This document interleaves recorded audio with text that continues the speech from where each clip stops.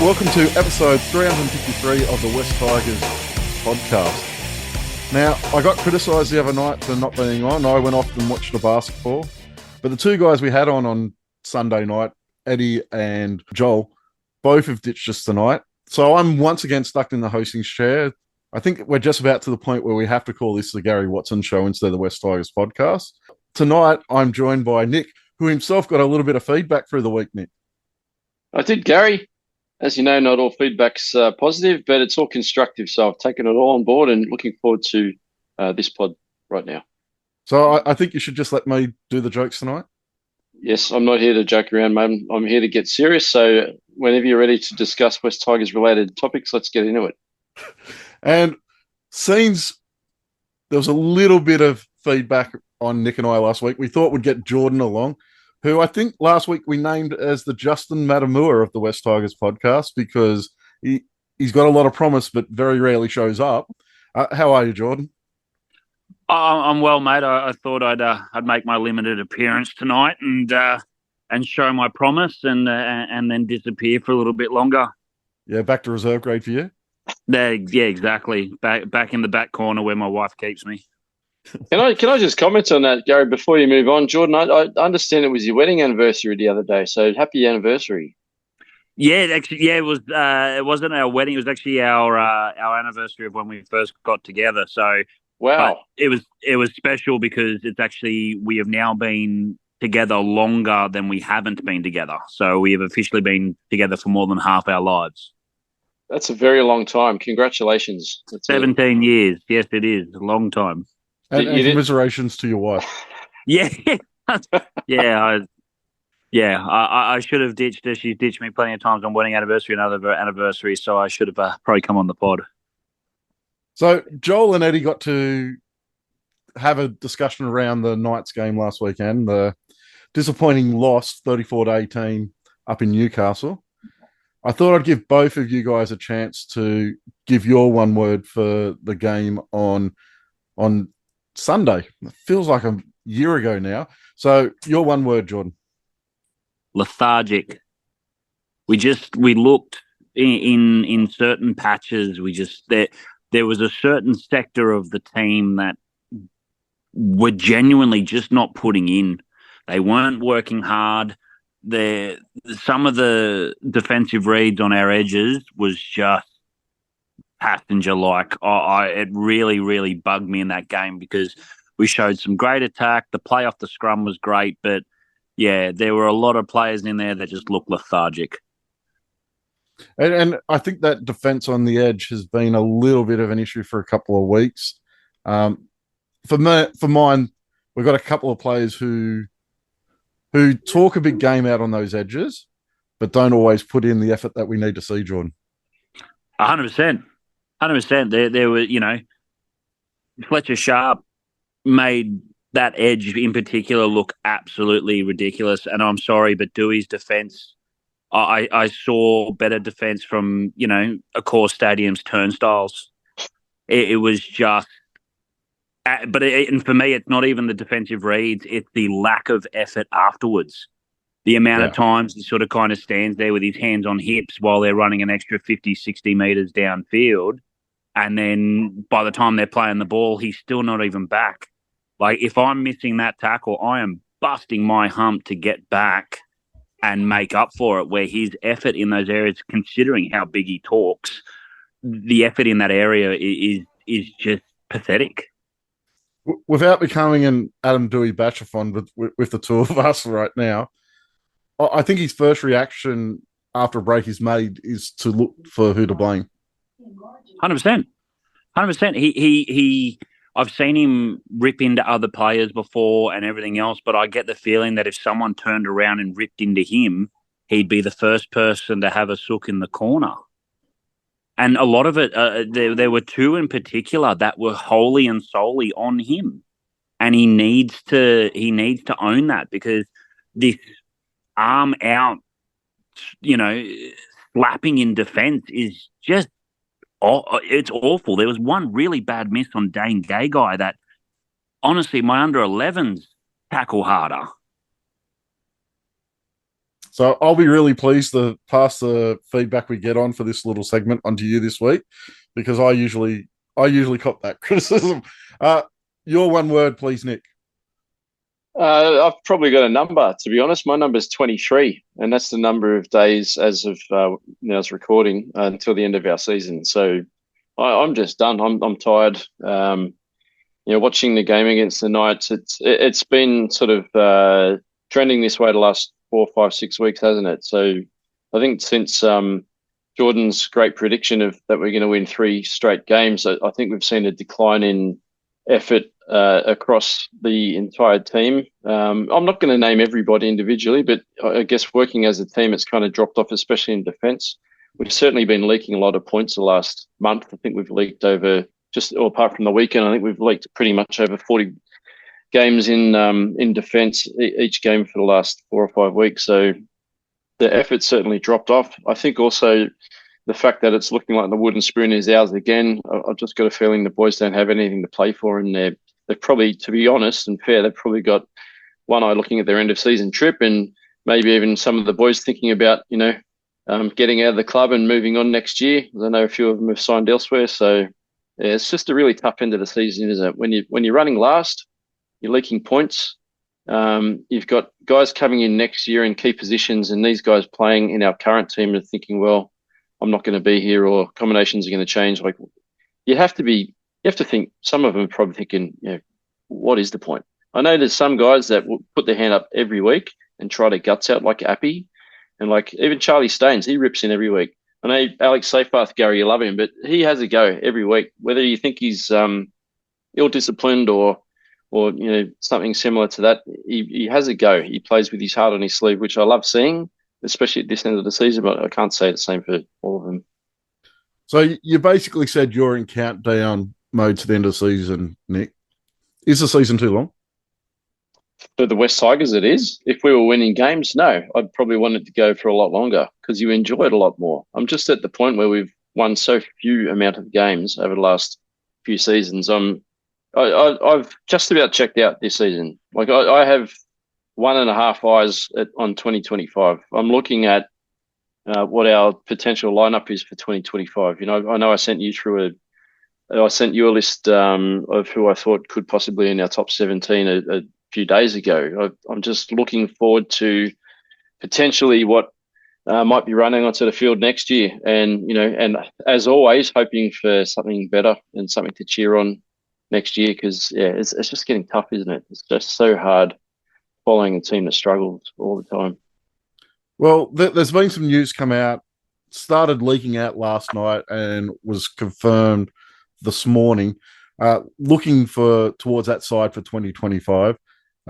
First major announcement of a signing since Taruva signed back 3 or 4 months ago.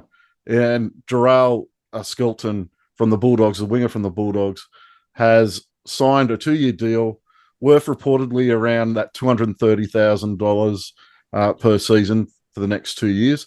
Your thoughts on that signing, Jordan? Bargain.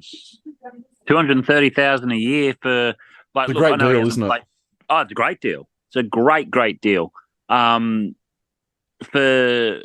It's paying on potential, but actually paying the right amount for potential. Like, we've seen the games that he's played. We've seen what he's done for the Bulldogs in certain games. He likes a big hit. I really, really hope that he goes onto that side with Olam, and that teams are just terrified to go that way, because if Olam misses you, then you've got Skelton who's going to come after you. But the biggest thing for me, and I know you and I have talked a lot about it, Gary, is I think with him and Taruva and Buller towards the back on top of Olam and hopefully another centre they might be able to bring in, we might finally have a yardage game and start our sets strong in a good position, instead of having 2 or 3 players take a hit up and make a combined total of 15 metres. So I think it's a great signing. It's a bargain signing, and for the potential and the ability we can do, I'm all for it. I haven't watched a great deal of Skelton, to be honest. I've watched a few highlights packages the last 24 hours, obviously, as it's been announced. But is he locked down to a wing position, or can he play centre? Because I'm wondering if it's even you know, possible looking at him as a centre inside, maybe Taruva or inside even Staines. I'm not sure if Staines fits into the top. I think Taruva probably has a better chance of playing centre than Skelton. I think Skelton will definitely be more of an exclusive on the wing just for those tough carries, and he's very good under the high ball from what I've seen as well. So I'd say Taruva's probably a better chance of playing centre. So you're saying, Jordan, sorry, are you saying that you would have Taruva and Skelton on the wings next season? I've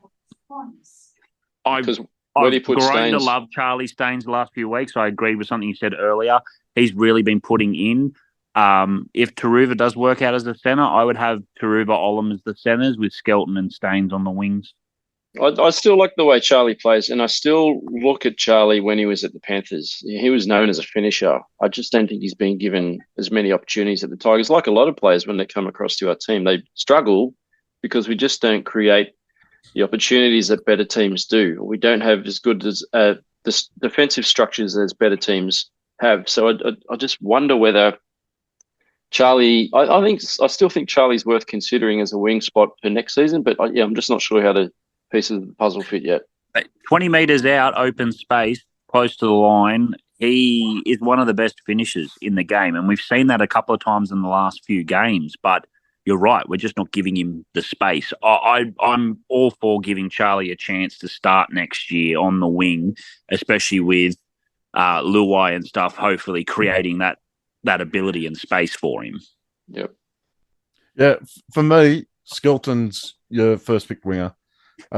What you get from him, his biggest strength is that yardage coming out of your own end. And if you got him playing centre, you kind of lose that. This season, he's only played 3 first-grade games this season, 2 of them over the last couple of weeks. But he's averaging around 230 metres a game. He had a game a couple of weeks ago where he ran for over 300 metres.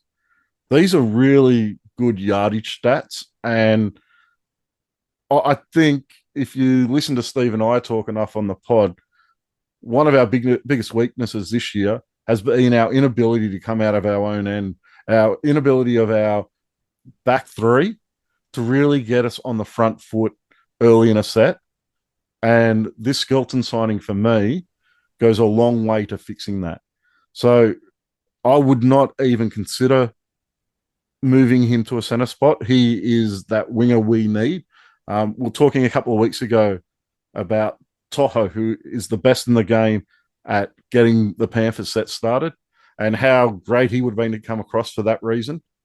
Now, Skelton's not the same quality player, but that's what he's going to bring to our team, is that ability to get us started on the front foot, which makes the guys who are doing that second and third hit-ups job a lot easier. And it means instead of kicking from your 40 at the end of your set of 6, maybe you're over the 50, maybe you're in a position where you're putting in an attacking kick instead of those defensive bombs that we have to keep putting in. That all goes back to how you start your sets on this first and second tackle, and he's going to make a huge difference in that. So for me, Taruva, I'm very happy to give him a shot at centre. I like the look of Luke Lilly. I think he's a chance of taking that second wing spot. For me, Charlie Staines, while a good finisher, we need wingers who can start our set well. And he does do well off the back. Say you had a Skelton who does that first hit up. If you then got Staines getting in the dummy half, he covers the ground quickly and get a fast play the ball on the back of someone else doing it. So there is a possibility that his yardage coming out of our own end becomes a lot better because we have a guy like Skelton. So for me, he's got that wing spot nailed down. I just think it's the best place for him. Yeah, I agree with you, Gary. And with all the stats he says in that you see in New South Wales Cup, it shows he's not afraid of hard work. Like, he goes looking for the ball, he goes looking for those runs. I like the look of Luke as well. Personally, I would probably give Charlie a crack at the start of next year, obviously, unless Luke has an absolutely massive pre-season. But I just feel with his age and the experience and everything else, I'd probably start with Charlie first. and then probably bring Luke in. He probably appreciates the experience he's gotten this year, but I think it might have been a little bit too soon. Are you having a look at the signings we got? And in the press release, there was mention that there's going to be more signings in the next couple of days. Are you done looking at the backs for the NRL squad, maybe some depth, or are you still looking for another outside back there, Jordan? I'm definitely looking at another centre. If we can find, just for two reasons, if the Taruva thing doesn't pan out, or if Benji doesn't have really an idea of putting him at centre, but also we need another quality backup just in case Olam falls over. We've all seen the concerns. We know he's getting the surgery that he's apparently been needing for some time, but I feel we definitely need, not necessarily like a Valentine Holmes quality centre, spending that kind of money, but if we can pick up someone who has fallen out of favour with the club or is behind someone else that can be that depth signing but will still be a quality addition to the squad, I'd definitely be looking at another centre. Nick, as I said, there was a statement about more signings coming in the next couple of days. Where are you looking? Where do you think those next couple of signings should be? I'm waiting for the prop, at least one, maybe two. I'd love to. I don't know how we could go, who's available for what type of money. I don't know how we fitted him, given the money that's in Richo's wallet. So we definitely need one. I've said it before, we need a big impact prop to replace Steph. I know some names have been thrown around quite recently. I think, was it Hunt from the Sharks? Yeah, rumours of Royce Hunt started floating around tonight that he's about to sign with the club. Yeah, so that'll be interesting to follow. So quick look at his stats earlier. I think he's just turned 29. He's a big boy. I do like the way he runs the ball. A lot of aggro in the way that he runs. He's probably that style of prop that we need.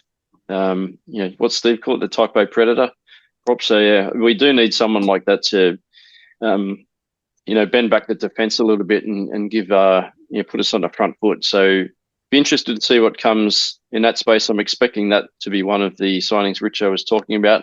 Also, I'd like to see another back row or a lock. I'm not sure, whether we get one or both of those. But I'd expect probably edge forward and a prop to be a couple of those signings that Richo was talking about announcing.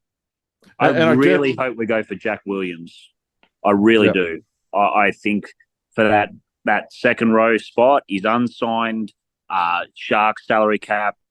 Just watching him the other night, he is exactly the type of player that we could get that isn't going to break the bank. We could still have a lot in our war chest. But I think Jack Williams is the ideal candidate for one of those back rower spots, and he'd start in our team next year without fault. Now, a little bit of other positive news came out today as well.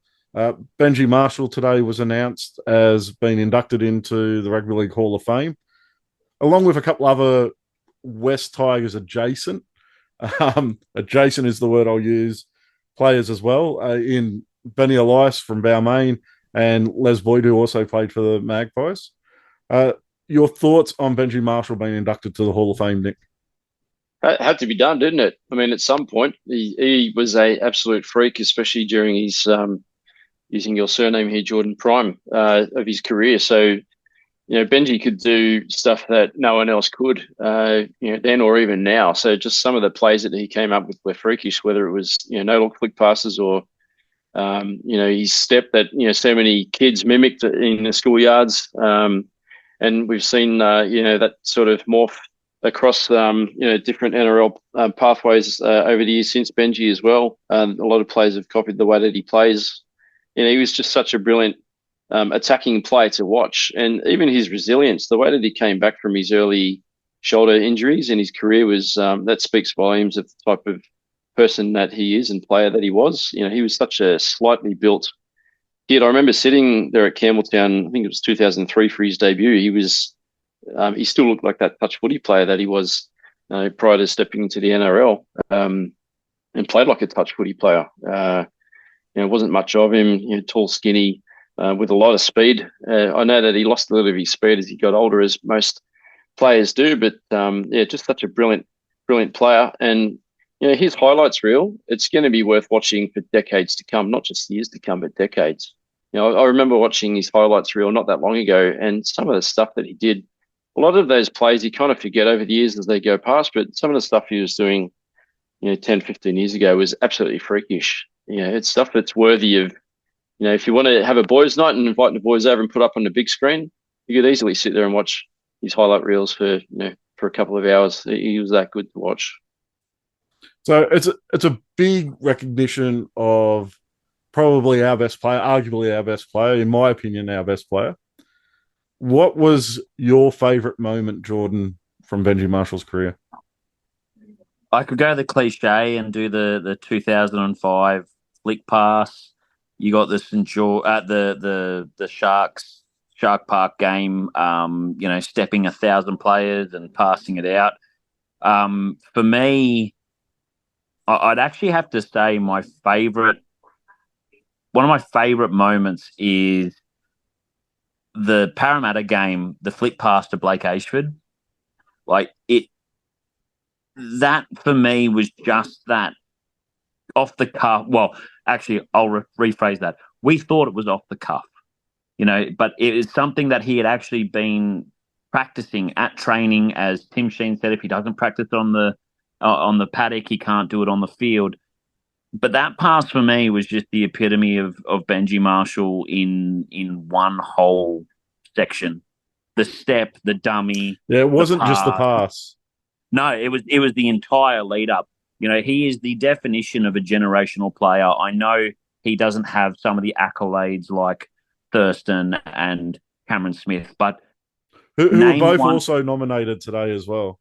Correct, but name one player, like Nick just said, who had such an effect on a generation of children that grew up wanting to do the Benji Marshall step, that grew up wanting to throw the ball that Benji Marshall threw. There is an entire generation of fans on the back of that one man for everything that he did. And possibly future West Tigers halfback and Jerome Luai as well. 100%. 100%. And that's what I think a lot of us thought as a draw card with some players, of him being able to keep, and young players, him as a coach going, I can play under my idol. So that moment for me, the whole lead up, the pass, the step, the dummy, that play epitomized him in his career in a lot of ways. And Nick, your favorite Benji Marshall moment? Like Jordan said, there's so many, and I was lucky enough, back then I was going to a lot of games. I was at that Sharks game where he stepped half the team and threw that ball out to Fitzhenry and it came back into Richards. I was at the grand final and got to see that flick pass. Paddy scored that try right in front of me. I was sitting down on the fence. That was incredible. I can't remember who we played against, but there was a game, I think it was a Friday or Saturday night at Campbelltown, right on half time. Benji got the ball from about 51 metres out and took a shot at field goal. Yeah, it was against the Titans. And it bounced off. Did that bounce off the crossbar and the upright? Or just off the crossbar. Just the crossbar right over Preston Campbell's head. I think he hit the black dot. Yeah, but I remember that, and everyone went off. It was like we'd won the game. It was only half time, but that was just a magic Benji moment, and he had the ability to produce magic moments. And I think this is kind of what gets me a little bit excited for next year too. I don't want to shift off Benji, but just thinking about Luai, and I've been watching him a fair bit this year. I love the way Luai plays because he reminds me so much of Benji. But at the same time, he's got that flair. He's got the Benji hop in the step and the skip.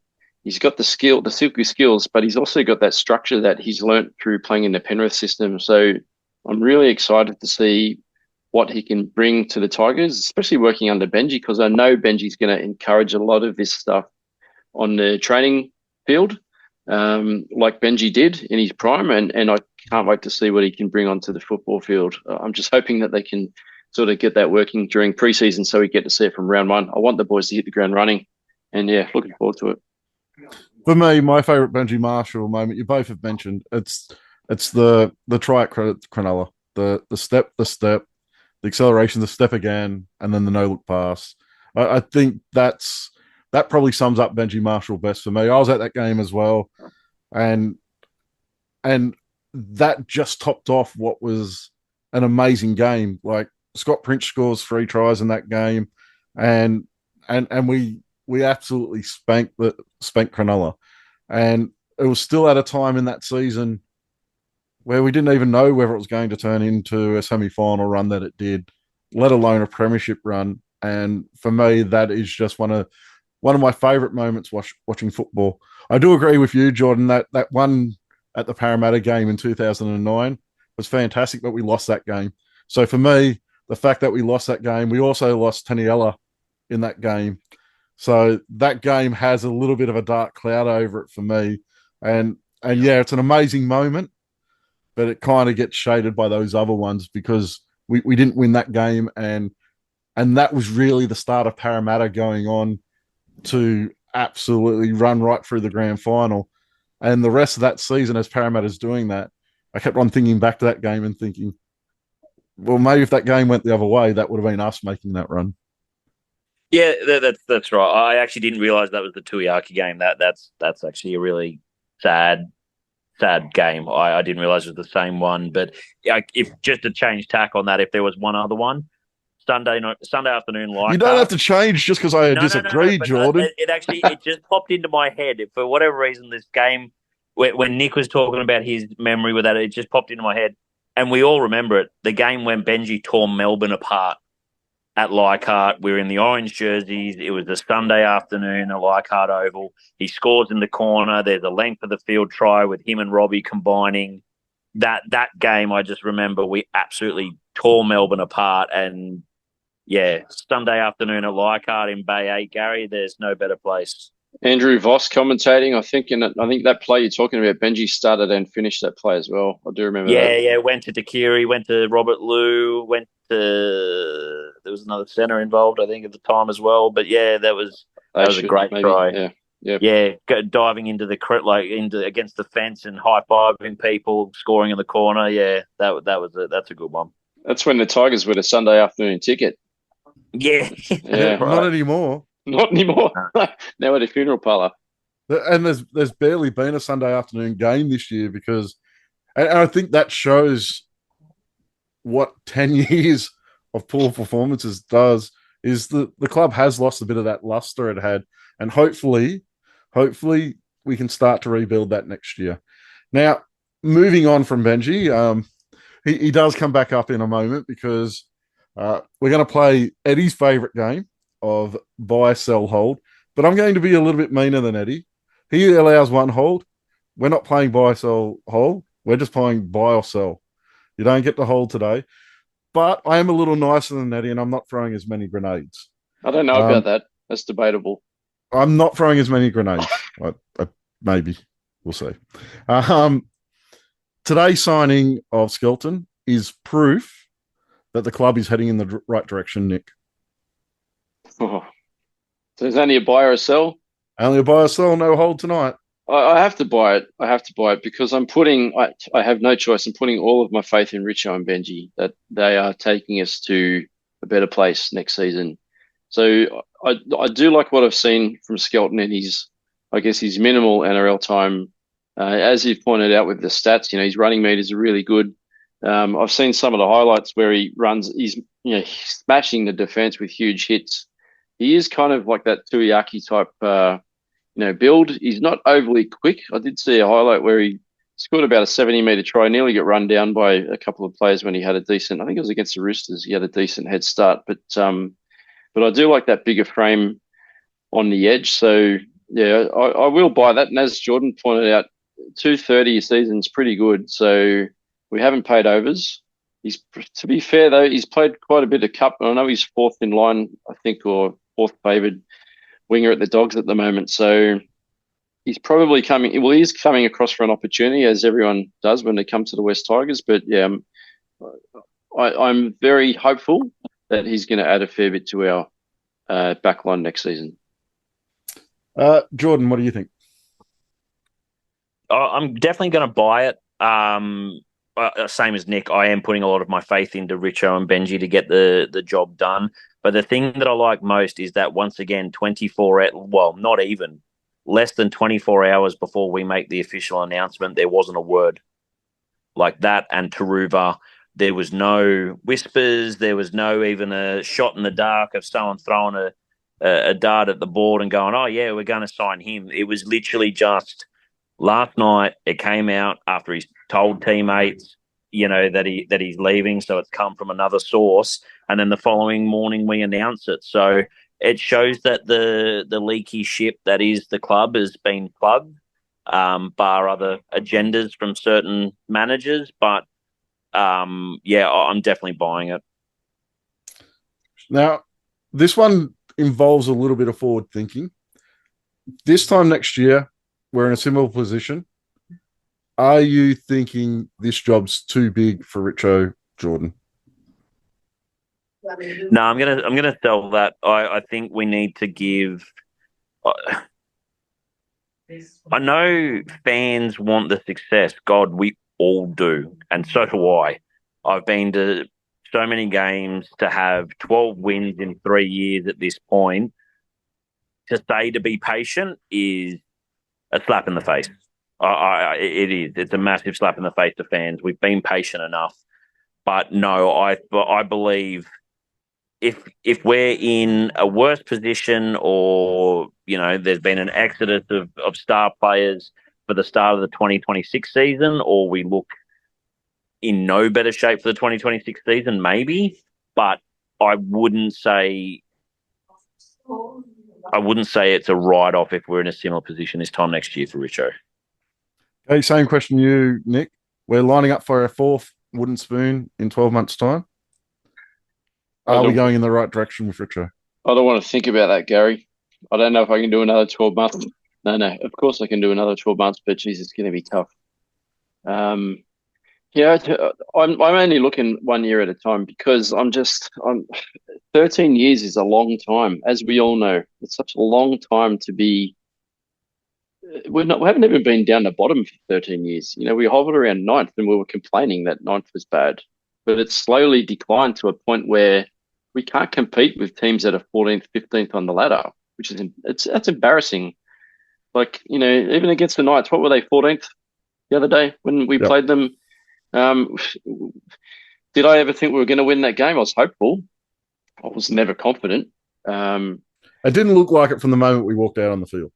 No, it didn't. I think it's just got into that, like I said, that back sort of third of the season where it slipped away to a point where winning. Yeah, the boys want to win. I can see it on Appy's face after every single game. He looks so depressed and dejected. I want to go and give him a hug. He just looks that sad. Yeah, you know what? Like Jordan was saying, I'll sell it. I think a lot has. I know you've given a scenario if we're at this stage next season, but there's still a lot that can happen. So I know that there's players that don't want to leave, and we're contracted to retain. I know Bateman's still on the books, and we're not sure what's happening there yet. There's players like Bud, whether he's going to stick it out and keep cashing in that 500k season check, and others as well that we'd like to get rid of, and hopefully we will clean out some of that, and who knows what that might bring in. But like we've discussed too, Gary, what's available now, it might change in the next 12 months too. So you're asking people to be patient, or sort of suggesting that, and that's hard. I think we've all run out of patience, but now I've got my parent hat on, right, and thinking about my kids, and I keep telling the kids, we're not always going to suck. We're going to come good. And they're like, Dad, you say that every year, but I want them to grow up with a successful West Tigers team. I don't want them to go another 10 or 13 years watching our team struggle. So I'll sell it. There was a lot of talk on Sunday night's pod from Joel and Eddie around Benji Marshall in the coaching role. There was a lot of discussion about whether it was time to move on or whether we should give him more time. And Eddie got to the point where basically he would be happy to move on as long as Jerome Luai was okay with moving on. So my question is, or the buy swaps hold question is, Benji Marshall is the right person to be leading this club into 2025, Jordan? Yeah, I'm going to buy it. believe he needs to have that opportunity with Luai. He needs to have that ability to coach these players that he's bringing in, the structures that these other players are going to bring in, and be allowed the opportunity um, to build what he's trying to build along with Richo. I know there's been a lot of teething issues, and that's probably a mild way of putting it with this year. We've talked about things with interchange and certain player selections and whatnot, but he needs to be there next year. I just hope they put the right person around him. I hope they put an experienced singer, an experienced assistant around him, which I believe Anywhere you'd be looking, Jordan? I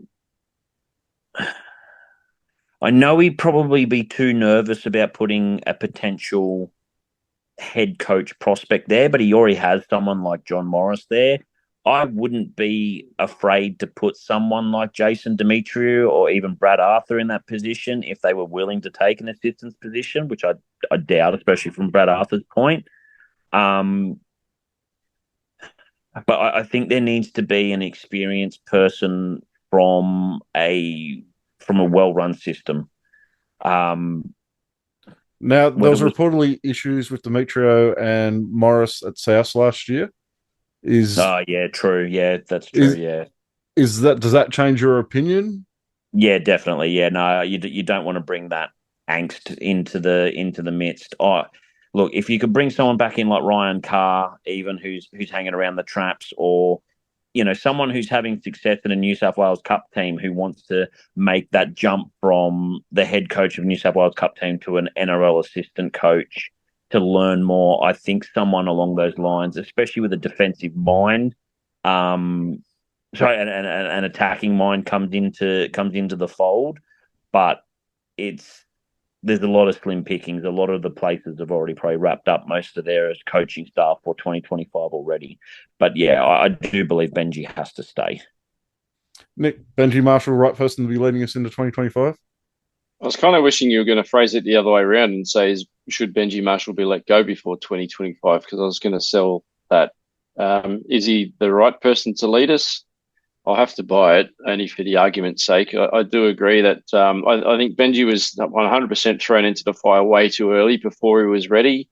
I'm also a big believer that if you're dedicated enough, you can learn anything on the run. I know that throughout my whole working career, I've managed to land a couple of jobs without any experience. Till you make it.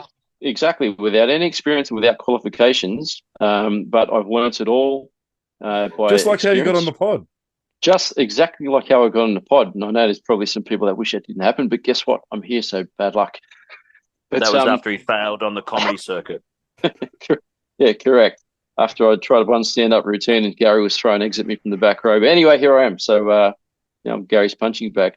But no, I do think Benji will benefit greatly from what he has learned this year. I think it's going to be pretty obvious when at the end of the year, I'm sure he's going to sit down and review a lot of stuff. Whether he starts looking at individual games or parts of games, or whether he sits down with his coaching staff and they do a self-review of their own performance across the season and discuss what went wrong and what they might be able to do better. I think it's going to be a massive learning experience.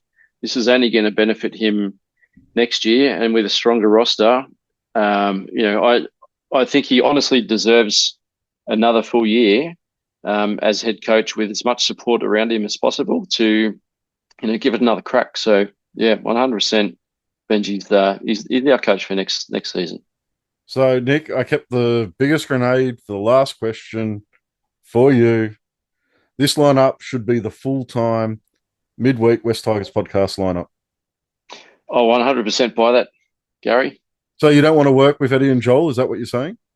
No, I should be on the weekend one as well, but no, I'm more than happy to sit here with you. I like doing the pod with you, Gary. You're good fun, and I've been flying the flag for Jordan for a long time, so I'd like to see him on more often. Jordan, please come on more often, mate. I'd love you to be regular. Matt, I'm loving it. I've enjoyed it. I'm happy to come on. Gary just wasn't willing to pay my my weekly fee. That was all.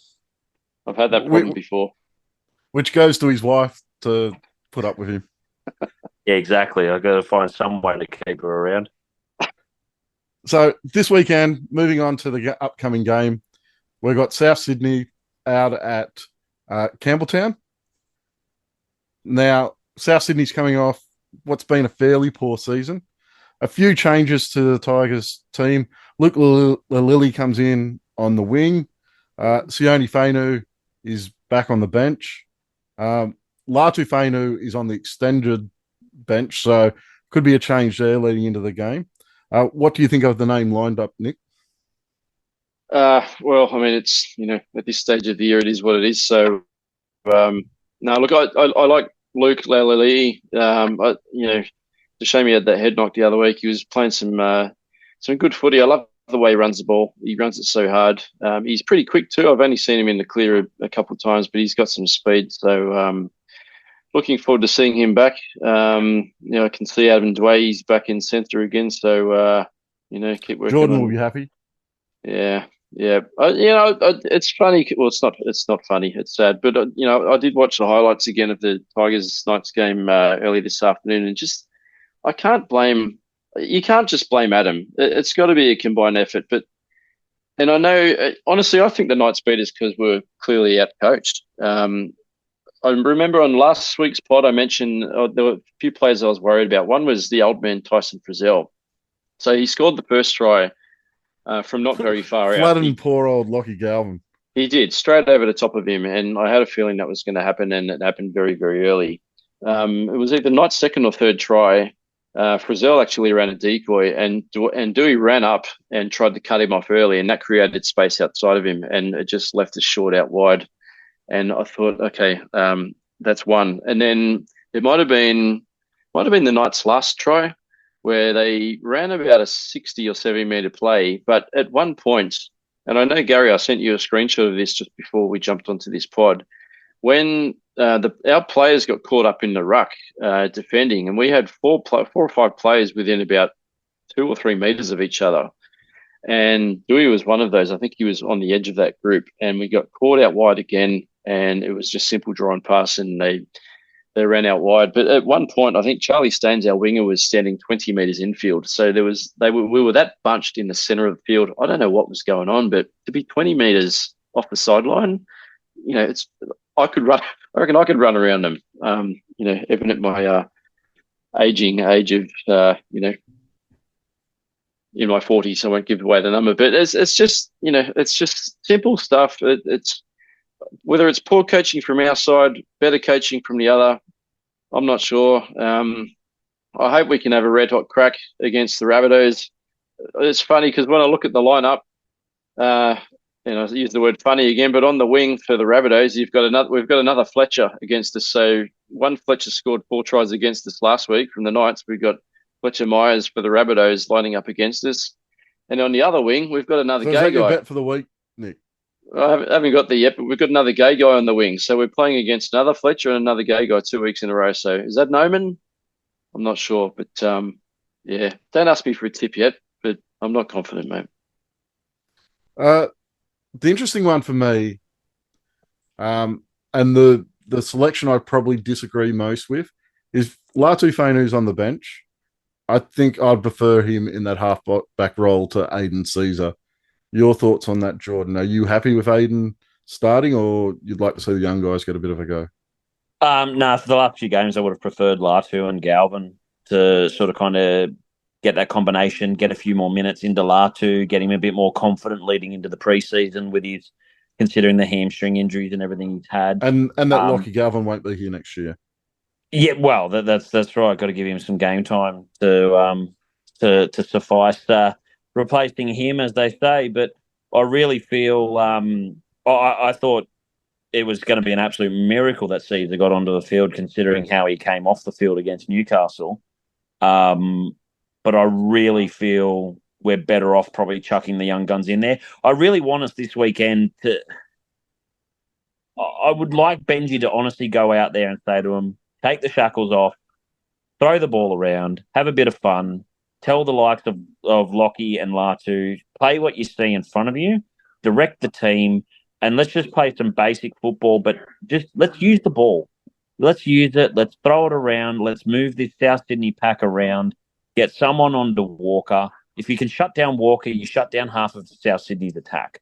So if we can do that, I really feel we have a good chance.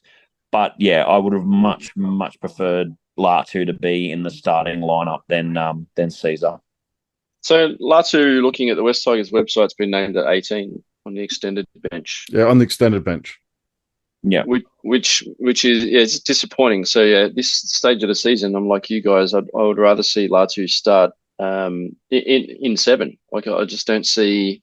I don't see the point of persisting with Aiden Caesar at this point of the year. When you're looking, we have to look to the future. You've got to give Latu more of a chance.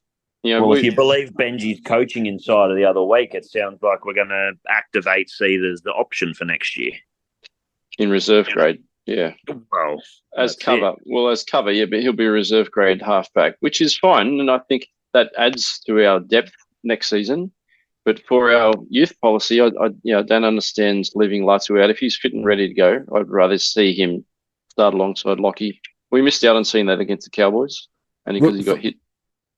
Just talking about Caesar's option for a moment, I think the only way you can activate that option is if we get Sullivan off our books. If Sullivan's still there next year, I don't think you can afford to have both Sullivan and Caesar down in that reserve grade. So I just think it's too much money down there, and it's too high quality top 30 spots that you're using as your reserve grade halves. I don't think that would be a good plan.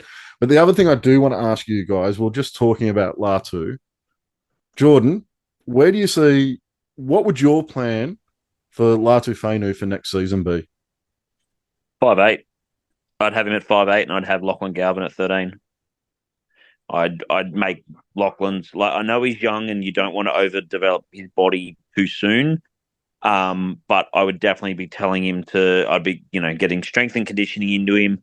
I'd be getting him to bulk up just a little bit, and I would have him as our 13. I really believe with Luai, Latu, and De Silva, Galvin can be that Isaiah Yeo for us. He can be that ball player, that leader in the middle. He's clearly not afraid of contact. He likes to find his shoulders. He likes to put his body on the line in defence. I feel he would be a better 13 in the long run, just to have that ability to fit all of them into the squad. But I would probably, I'd say it's more of a selfish decision to have all of them in the team. Is the only reason I put Latu at 6, but it's also because I don't want him as the 14. I don't want him as the 14 at the expense of Talon De Silva. I think De Silva needs to be there to help out Appy and give Appy that break in a long season for 2025. So the only way to fit all of them in there is to have De Silva at 14, Galvin at 13, Latu at 6, and Luai at 7. So I probably go the other way. I probably do the exact same thing, but tell Latu to bulk up and take on that 13 role. I think he could potentially make a go of that, and I think the way Galvin has started at 6, I'd be reluctant to move him from there. So I would be probably looking at Fainu going into that role. Yourself, Nick, what would your kind of plan be for him? Yeah, I kind of agree. Lockie's really shown that he's a very dominant playmaker this season, and he's really stood out as 19-year-old now in our team. So, he looks like the dominant half. So he looks like the player that we're going to more often than not, in the 4th or 5th tackle when you're looking to create something. And he's the only one really that of the halves that and any of the halves combinations that we've had across the year that looks like he can, throw a dummy and cut through space too. So I kind of agree with Jordan. No, I do see him eventually probably becoming a very good lock or even a back rower, but I just think he's too dominant and too silky at the moment to and not developed enough, as you're saying, to put into that role. I know, Gary, you've mentioned Latu a few times as a potential for that lock role. I haven't seen enough of Latu, to be honest, which is why I really want to see him play in the halves for 80 minutes. I'd just love to see his full, I guess, game and see what he can do. But yeah, it's a tough one. I agree with what you're saying, Jordan, and too, Gary. I'd love to see, Latu, Galvin, Talon, Buller, all in the team at the same time with Luai. It's a lot of strike, isn't it? You could really build something around all of those guys. Yeah, just how they fit, I don't know. Some interesting conversations to be had behind those walls at Concord. Yeah, now we keep on getting dragged away to looking towards next year, but there is a game this weekend. What do we have to do to win? What are the key areas we need to attack the Rabbitohs to get away with a victory this weekend, Jordan? We've got to take away Walker's time. Walker dictates terms at the best of times to teams if they sit on their laurels and let him come to them. If we can fix the line speed, which has been a massive issue this year, but if we can get that line speed up in his face, take away the time and his ability, that'll go a long way to stopping their attacking threat. Our attacking threat is we're going to, even though Jacob Gagai's actually had a really good season from the bits and pieces I've seen for a late bloomer, he has a lot of defensive deficiencies. He loves to jam. He loves to make his centre push in. And that will be on Staines' side, I believe. So we need to make sure we create those numbers and have those bodies in the motion on the edge and give Staines that space out wide because he will jam in to make that defensive decision. Nick, what are your thoughts around how we get away with a victory? Score more points than them, Gary. You know what? We've got to keep. Yeah, thanks, mate. We've got to keep him under 20 points. We just can't keep conceding 38, 40 plus points every week. It really comes down to defense, and that comes down to attitude. Yeah, it's defensive attitude at the moment, isn't it? And asking the guys to come out and be 100% attitude in defense, with 3 games left, it's a tough ask. You would expect them as professionals to be able to come out and do it, but if you're looking at form the last 5-6 weeks, it's not there. But yeah, it really comes down to defensive attitude. We've shown that we can score points now. Yeah, that's starting to happen, which is nice to watch. But until they come out and start, dominating the ruck, marking up, not falling for, simple out the back plays, decoys, you're not going to beat anyone until you can get those basics right. So it's basics and it's attitude. It's not a hard game. It really isn't. I've never played it, but as an armchair critic, if you get the basics right, it goes a long way to winning football games. For me, the key part you mentioned was that defensive attitude. The last month of football, more times than not, we've scored what I believe should be enough points to win a game. If you're scoring more than 24 points a game, you should be winning the majority of those games. I get really disappointed when we score more than 24, 25 points and we walk away with a loss. I think that's games where your defense has really let you down and cost you a victory. So for me, if we get that defensive attitude right, the attack has been improving points-wise towards the end of the season, and that's key for me. Things like our winger staying out on his wing. Charlie Staines a couple of weeks ago, there was a play where it looked like he was channeling his inner David Nofaluma, where he ended up defending inside his centre because he rushed up and in so far. Adam Dewey coming up out of the line, and I know he's trying to cut off the play, but the amount of space he's leaving outside him and his winger's not coming with him. So he's going up. He's the only one up and out of the line, so he's vulnerable both inside and out. We've got to work better as a team than we have been. Those issues around defence are the most important for me over the next couple of weeks. If we're going to be a chance, we've got a couple of very winnable games. We've got South Sydney this weekend, who have had a really poor season. You have a look through their team they've named. It's nowhere near the star-studded squads that they've been naming the last few years. This is a game that we can win. We've got Parramatta, who have had a dreadful season coming up in a couple of weeks. That's another game that we can win. But it's all going to come down to defensive attitude. There's no point scoring 28 to 30 points a game if you're letting in 40, which is what we've been doing. I know we only scored 18 last weekend, but again, the defensive attitude just wasn't there.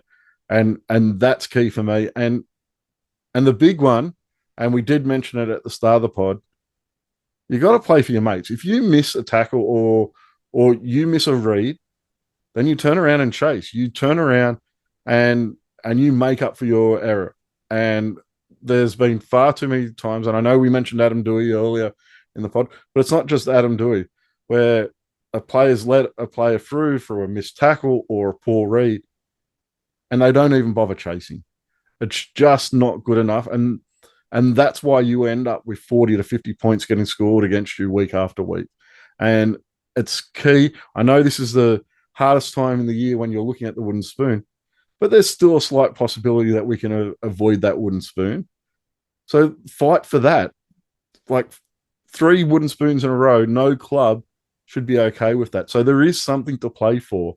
And that's what I want to see from our players this weekend. Before the game on Saturday, there will be an ambush event. We're very lucky. We actually have Pat Richards coming along. He will be getting up on stage at the beer shed with me, having a little bit of a chat. I'm sure we'll talk about that famous Benji Marshall flick pass that he took the catch to make Benji Marshall's career.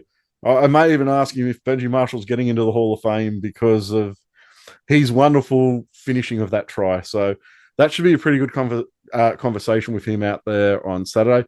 So that's 5 o'clock out at the beer shed. If you're heading out to the game, I know it's hard to get out to games at this point in the year for West Tigers fans, but if you're heading out to the game, head over to the beer shed. It is a bit of a combined function with the Burrows, so there'll be plenty of South fans there. But don't let them outnumber us. Get across to the beer shed and get your picture taken with Pat and listen to him have a little bit of a chat.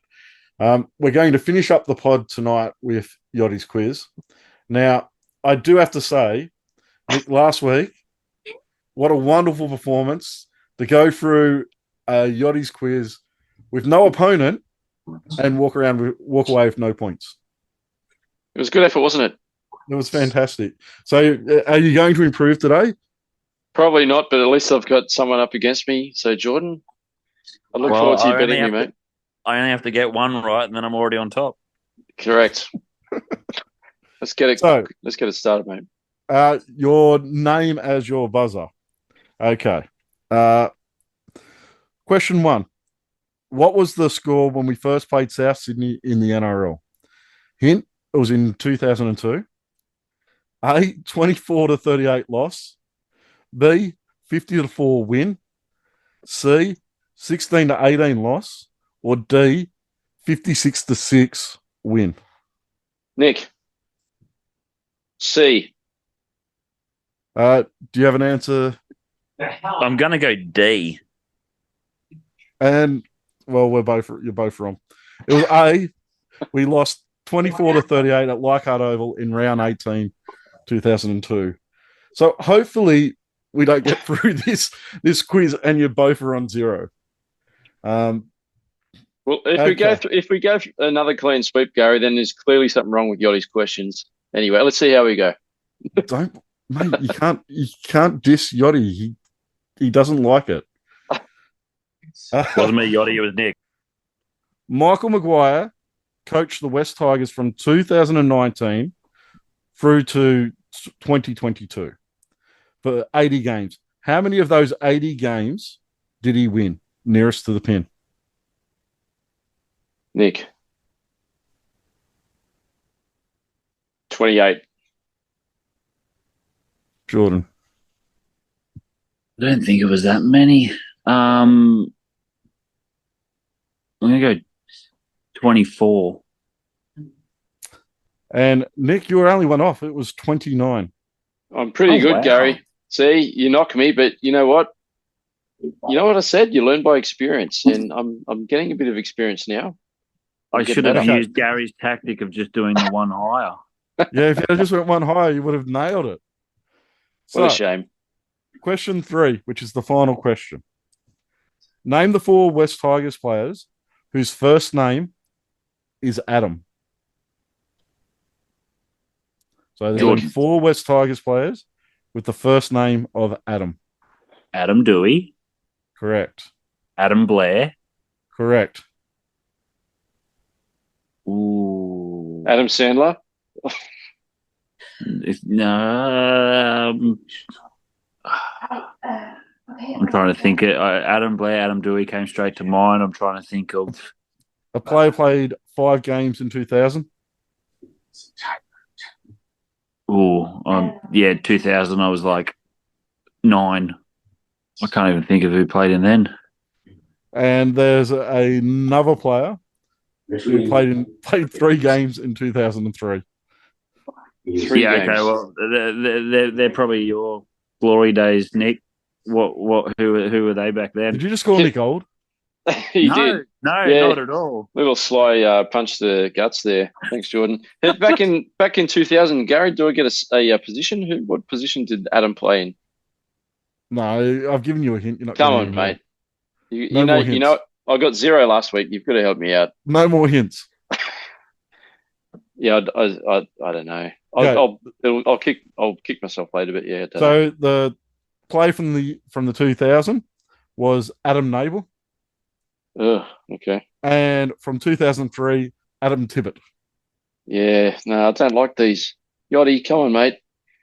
I mean, if anyone's going to guess those, you deserve to be on, I don't know, on the Footy Show doing some quiz on there, like not on the West Tigers podcast. It's too advanced. Thanks for joining me tonight. Thank you for everyone who listened. I'm going to say good night, Nick. Good night, Jordan. Thanks, Gary. Hi, Thanks, Gary. Jordan. Thanks, Nick. Thanks, boys. And we'll catch you all for the next West Tigers podcast, probably on Sunday. Thanks, everyone.